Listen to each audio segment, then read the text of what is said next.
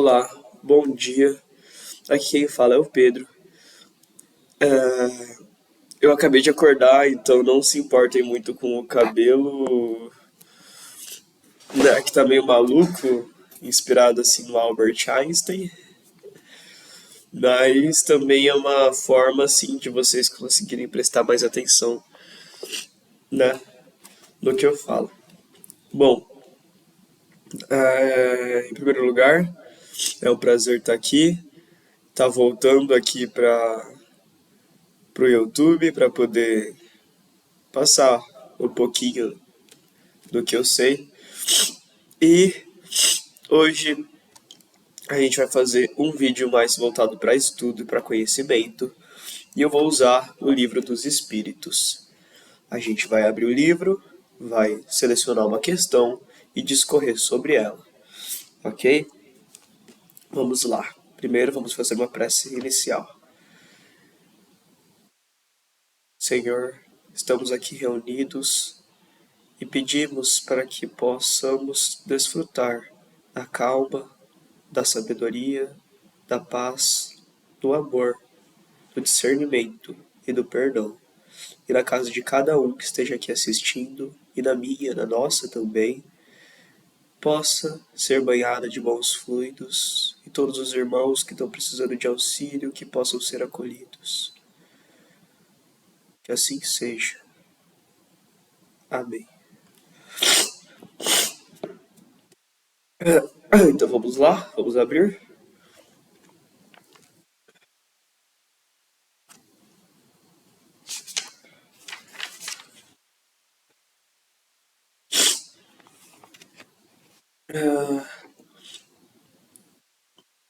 Bom, a gente caiu no capítulo 3, que é sobre criação,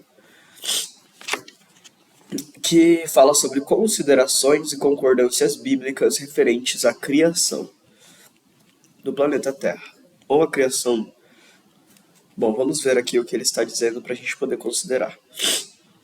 Então, questão 59 diz o seguinte: os povos formaram ideias muito divergentes sobre a criação, segundo o grau dos seus conhecimentos. A razão, apoiada na ciência, reconheceu a impossibilidade de certas teorias. Aquela dada pelos espíritos confirma a opinião admitida há longo tempo pelos homens mais esclarecidos.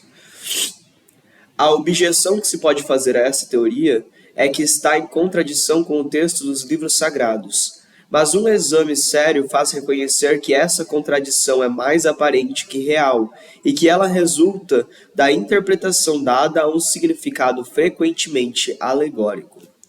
A questão do primeiro homem, na pessoa de Adão, como única fonte da humanidade, não é o único ponto sobre o qual as crenças religiosas tiveram que se modificar. O movimento da Terra apareceu, em certa época, de tal forma oposto ao texto sagrado, que não houve tipo de perseguições que essa teoria não tivesse servido de pretexto.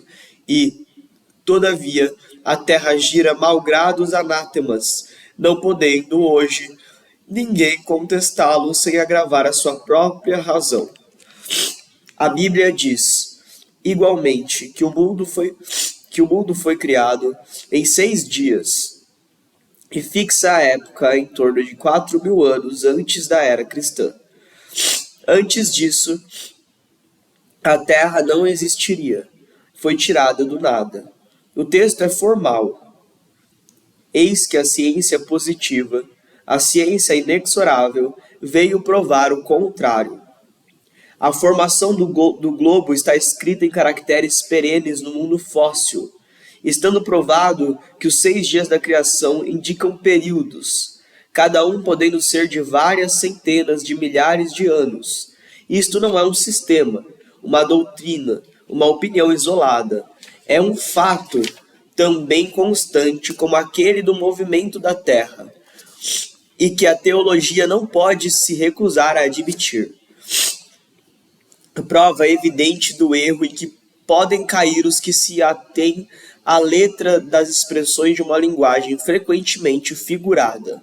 É preciso concluir que a Bíblia é um erro? Não.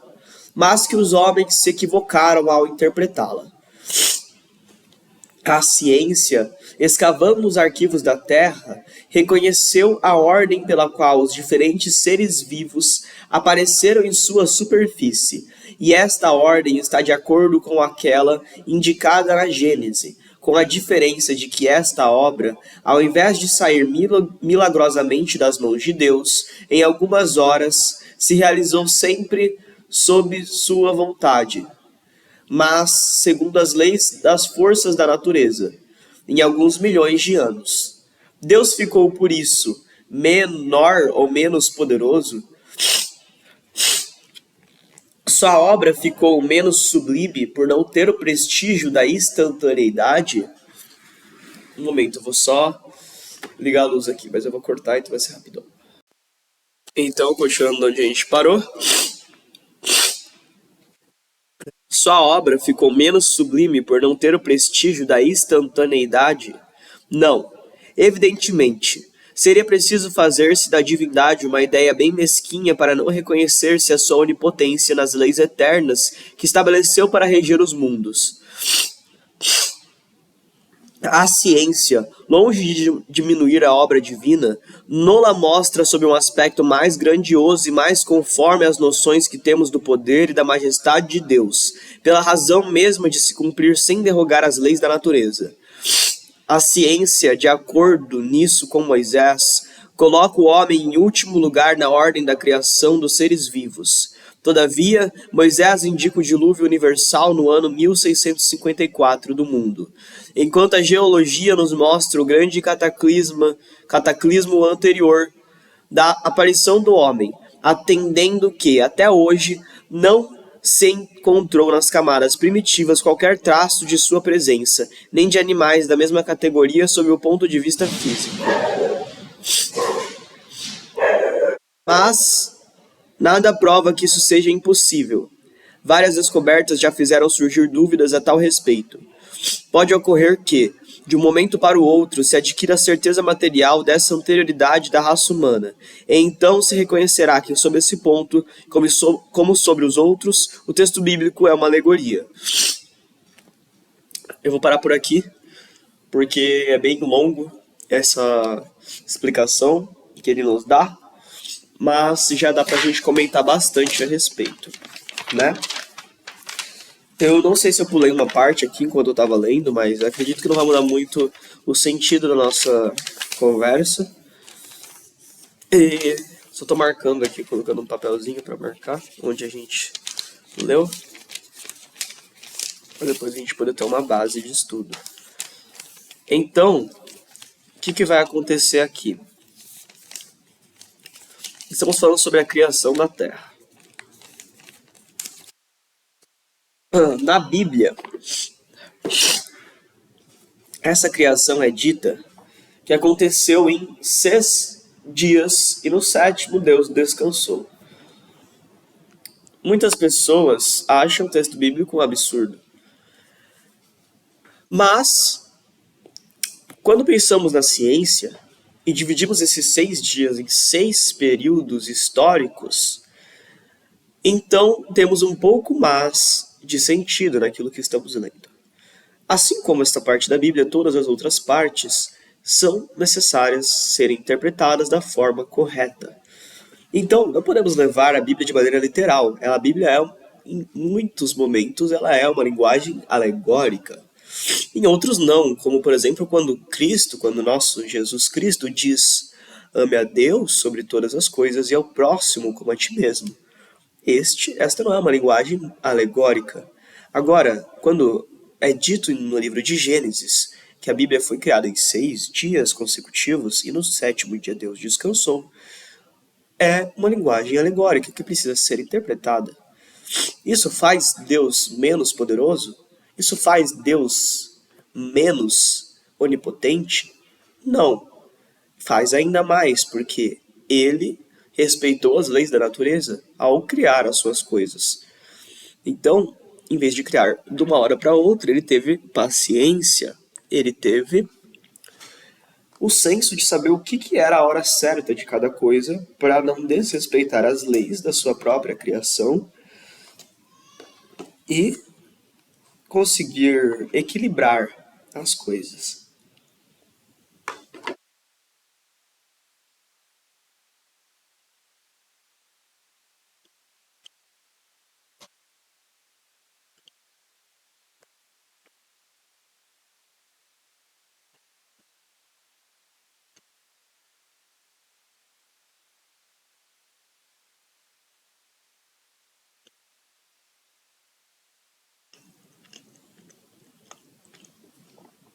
Hum,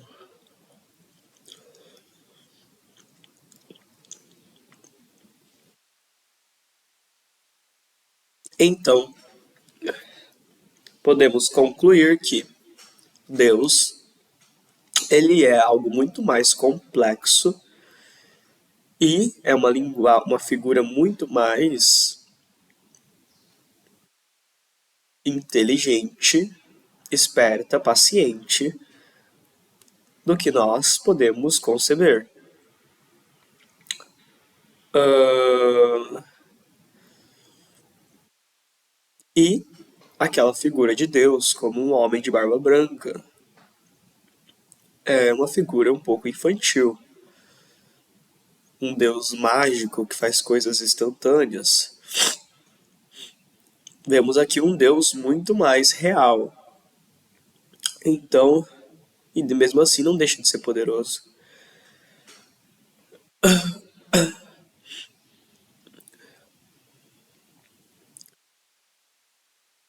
Bom, hoje ficamos por aqui.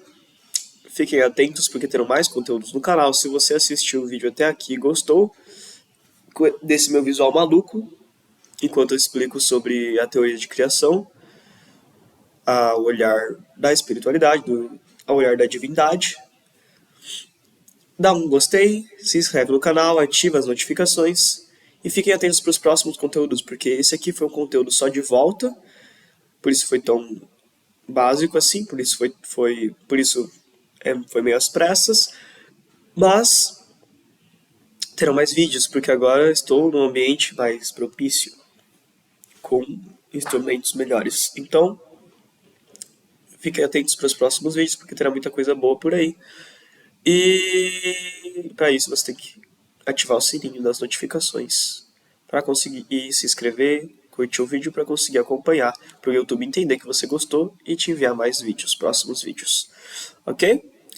Tamo junto, Deus abençoe a todos e